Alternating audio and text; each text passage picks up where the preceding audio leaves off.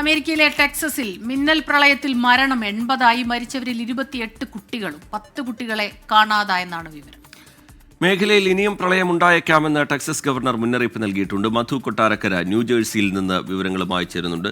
മധു, മരണസംഖ്യ ഉയരുന്നു. മരിച്ചവരിൽ 28 പേർ കുട്ടികളാണ് എന്ന വിവരം പുറത്തുവരുന്നു. എന്താണ് ഈ മിന്നൽ പ്രളയവുമായി ബന്ധപ്പെട്ട്, അതുണ്ടാക്കിയിരിക്കുന്ന ആഘാതവുമായി ബന്ധപ്പെട്ട് പുറത്തുവരുന്ന പുതിയ വിവരങ്ങൾ? മധു കൊട്ടാരക്കര.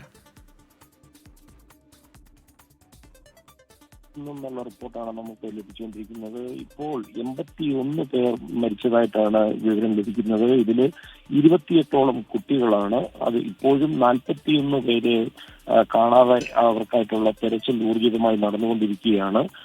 മരിച്ചവരിൽ 28ഓളം പേരെ ഇതുവരെ തിരിച്ചറിഞ്ഞിട്ടില്ല. ഈ മേഖലയിൽ വീണ്ടും കാലാവസ്ഥാ മുന്നറിയിപ്പ് വന്നിരിക്കുകയാണ്. ഈ നദി, ഗുഡലുപ്പൂ നദി ഇനിയും കരകവിഞ്ഞൊഴുകുവാനുള്ള സാധ്യതയുണ്ട്. അതുകൊണ്ട് ഇതിന്റെ ഇരുഭാഗത്തുമുള്ളവർ അവിടെ നിന്ന് മാറി നിൽക്കണമെന്നുള്ള മുന്നറിയിപ്പ് വന്നിട്ടുണ്ട്. ഗവർണർ ഗ്രെഗ് അബോട്ടിന്റെ നേതൃത്വത്തിൽ ഒരു വലിയൊരു സംഘം ഈ തെരച്ചിൽ ഊർജിതപ്പെടുത്തിയിട്ടുണ്ട്.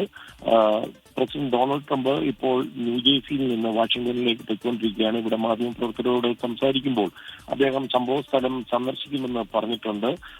ഫെഡറൽ ഡിസാസ്റ്റർ ആയിട്ട് ഇത് ഡിക്ലെയർ ചെയ്തിട്ടുണ്ട്. അതുകൊണ്ട് തന്നെ സംസ്ഥാനത്തിന് കൂടുതൽ കാര്യങ്ങൾ നിയമത്തിന്റെ കുരുക്കിൽ പെടാതെ തന്നെ കൂടുതൽ സഹായം എത്തിക്കുവാനും ഒക്കെ സാധിക്കും.